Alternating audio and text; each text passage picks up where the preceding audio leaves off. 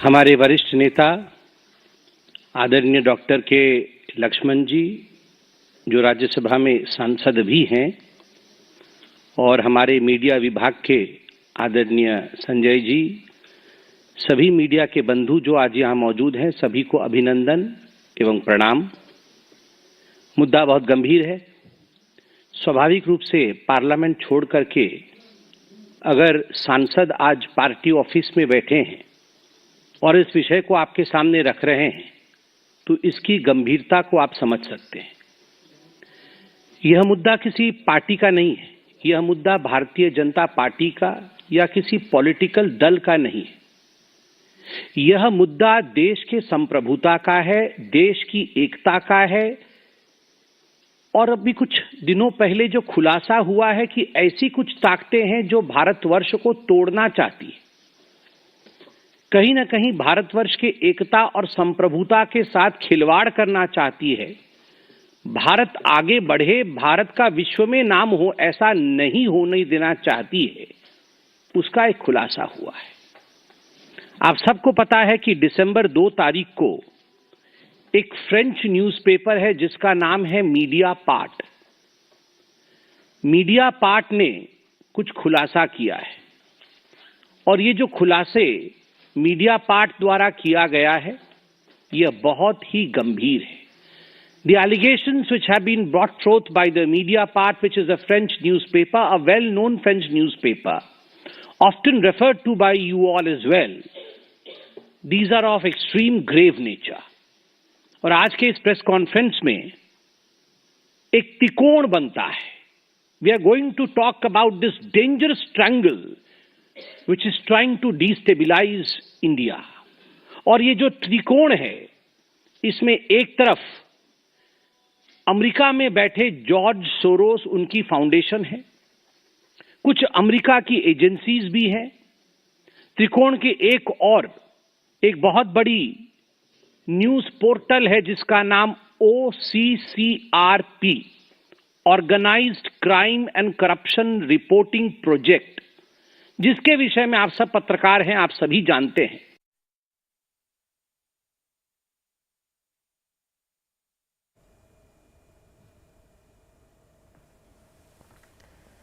तो भारतीय जनता पार्टी की ओर से प्रेस कॉन्फ्रेंस की जा रही है। बीजेपी प्रवक्ता संबित पात्रा किस तरह विपक्ष पर हमलावर हैं और बता रहे हैं कि देश आगे बढ़ाने के लिए प्रयास सरकार की ओर से किए जा रहे हैं, लेकिन उसमें कहीं ना कहीं रुकावट डालने का प्रयास किया जा रहा है।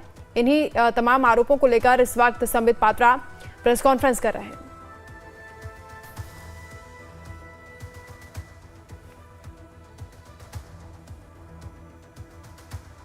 तो भारत को अस्थिर करने की साजिश की जा रही है, यह संबित पात्रा ने कहा है। विपक्ष पर उन्होंने आरोप लगाया है, यह भी कहा है कि विदेशी ताकतें साजिश कर रही हैं भारत पर, झूठे आरोप लगाने की, भारत के खिलाफ साजिश करने की, भारत को अस्थिर करने का प्रयास किया जा रहा है।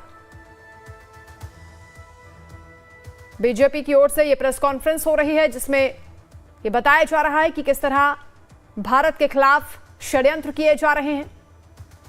भारत क्योंकि मजबूती के साथ आगे बढ़ रहा है, ऐसे में विदेशी ताकतें साजिश कर रही हैं।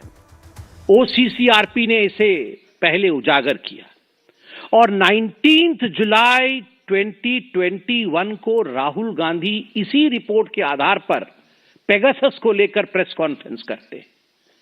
वो हाहाकार, वो सदन का नहीं चलना, wash out of the parliament, और ये सारा कुछ पार्लियामेंट में सदन चलने से पहले ये सारे रिपोर्ट्स आते थे, and they used to be a complete wash out of the parliament. Parliament के सदन बंद हो जाते थे, स्थगन होता था, और आज भी आप देख रहे हैं किस प्रकार की परिस्थिति पार्लियामेंट में।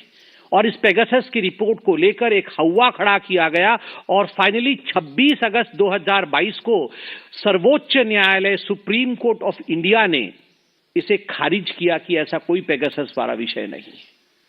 तो आप सोचिए, जुलाई 2022 OCCRP ने क्लेम किया, उस समय जुलाई 2022 में आपको याद होगा, नेशनल हेराल्ड की केस में मां बेटे दोनों जो बेल पे बाहर थे, दोनों की पूछताछ ईडी कर रही थी।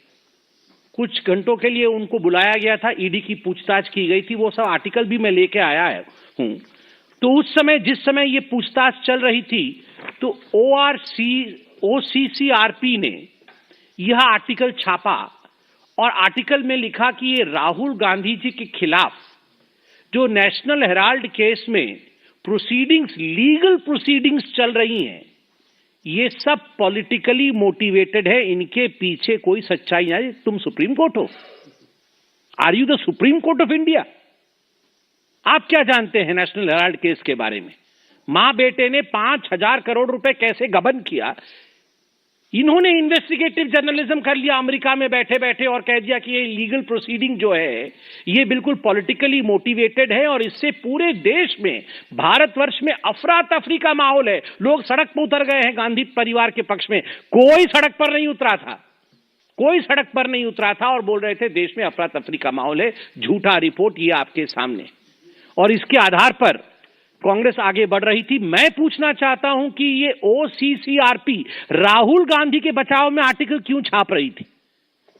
क्योंकि अगर OCCRP को हानि होती है तो राहुल क्राइज, अगर राहुल रोते हैं तो OCCRP को दर्द होता है। ये दो बदन हैं, आत्मा एक है।